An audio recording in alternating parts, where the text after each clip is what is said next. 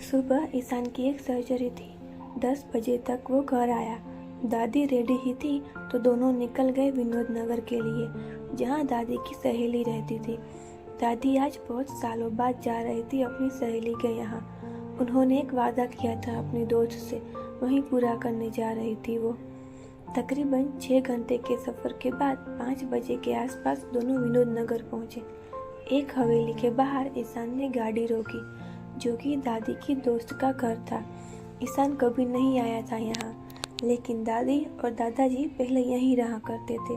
पर दादाजी की मौत के बाद ईशान दादी को अपने साथ दिल्ली ले आया। वो हवेली के गेट के अंदर गए और ईशान ने डोरबेल बजाई। तभी एक लड़की ने दरवाज़ा खोला। Black kurti with white chicken curry palazzo, काले लंबे बाल जो कि खुले ही छोड़े थे उसने। उस पे उसका दोस्त सा गोरा रंग और गुलाबी होठ, एकदम परफेक्ट लग रही थी वो। उसने ईशान को देखकर कहा, जी आप? फिर उसने दादी को देखा। कुछ सेकंड देखने के बाद वो खुश होती हुई बोली, अब सुलोचना दादी है ना? इतना बोलकर वो उनके गले लग गई। पता है कितना मिस किया हमने आपको, कहाँ थी आप? वो उनसे दूर होकर बोली, जी हाँ, आप सही समझ रहे हैं, ये हमारी सिवनिया ही थी। दादी उसका सर छूती हुई बोली, बेटा हमने भी आपको बहुत याद किया, और आप अब भी हमको पहचान गई?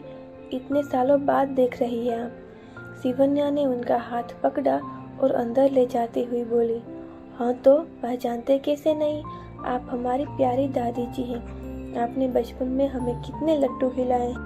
ईशान को इग्नोरेंस फील हुआ, लेकिन फिर भी वो अपनी दादी के लिए आ गया पीछे पीछे।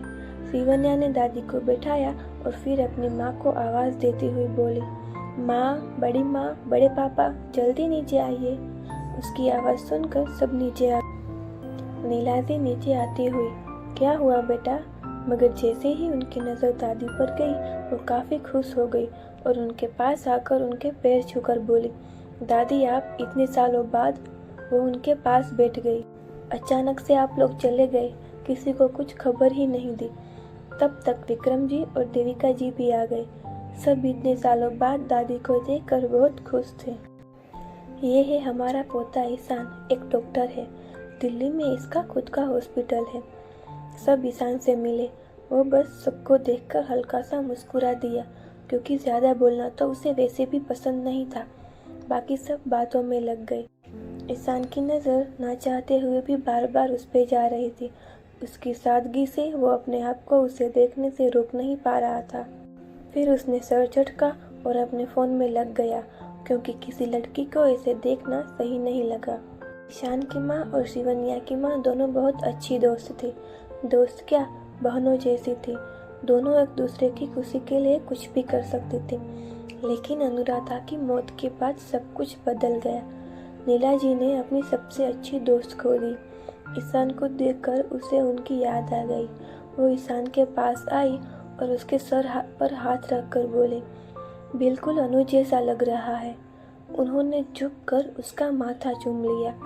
ईशान की आंखें एक पल को बंद हुई। उसे लगा जैसे उसकी माँ आ गई। उसने आंखें खोली और हल्का सा मुस्कुरा दिया, लेकिन अंदर से उसके अंदर तूफान उमड़ आया। पुरानी यादें याद आ गई और साथ ही वो हादसा भी। लेकिन फिर भी वो बाहर से एकदम ठीक लग रहा था, क्योंकि इतने सालों में उसने यही तो सीखा था, किसी भी हालत में खुद को मजबूत बनाए रखना। नीला जी ने सिवन्या से कहा, जाओ सिवन्या बेटा, ईशान को घर दिखा लाओ, और उसे फ्रेश होना होगा तो वॉशरूम भी दिखा दो। सिवन्या, जी मासा, हम दिखा आते हैं। ईशान को भी फ्रेश होना था तो वो चला गया उसके साथ। उनके जाने के बाद सुलोचना जी नीला जी के सामने हाथ जोड़कर बोली, बेटा आज मैं यहाँ तुम्हारे पास एक उम्मीद के साथ आई हूँ। नीला जी उनका हाथ पकड़कर, ये आप क्या कर रही है दादी? क्या हुआ, सब ठीक तो है ना? कुछ ठीक नहीं है। तूने देखा ना ईशान को, कैसा बन गया है वो। अपनी माँ के जाने के बाद एकदम अकेला हो गया है। ना ठीक से खाता है, ना खुलकर हंसता है, बस जिंदगी जीने के खातिर जी रहा है। अपने पास से तो एक पल बात भी नहीं करता। पता नहीं किस बात की नाराज़गी है। इसी नाराज़गी के चलते बिजनेस भी ज्वाइन नहीं किया, बल्कि डॉक्टरी की पढ़ाई करके डॉक्टर बन गया और अपनी माँ के नाम पर हॉस्पिटल खोला। बस तब से ही अपना सारा वक्त हॉस्पिटल में गुजारता है। बिल्कुल अकेला हो गया है मेरा बच्चा। इतना बोलकर उनकी आंखें भर आई। नीला जी, दादी प्लीज़ आप मत रोइए। ईशान मेरे लिए मेरे बेटे जैसा है। आप बोलिए मैं क्या कर सकती हूँ उसके लिए। दादी नीला जी का हाथ अपने हाथ में लेकर, मैं चाहती हूँ कि तुम शिवन्या की शादी मेरे ईशान से करवा दो। वो ही है जो मेरे बेटे की ज़िंदगी में फिर से खुशियाँ ला सकती है। मेरी विनती है तुमसे अनुराधा के खातिर हाँ कह दो। नीला जी, दादी अगर ऐसा हुआ तो मुझसे ज़्यादा खुश कोई नहीं होगा। मेरी सबसे अच्छी दोस्त का बेटा मेरी बेटी का हमसफ़र बने। मैं बात करूँगी शिवन्या से। दादी खुश हो गई, उनकी आंखों से आंसू बह गए। Thank you for listening. अगर आपको ये कहानी पसंद आ रही है तो प्लीज़ चैनल को लाइक, शेयर और सब्सक्राइब करिए।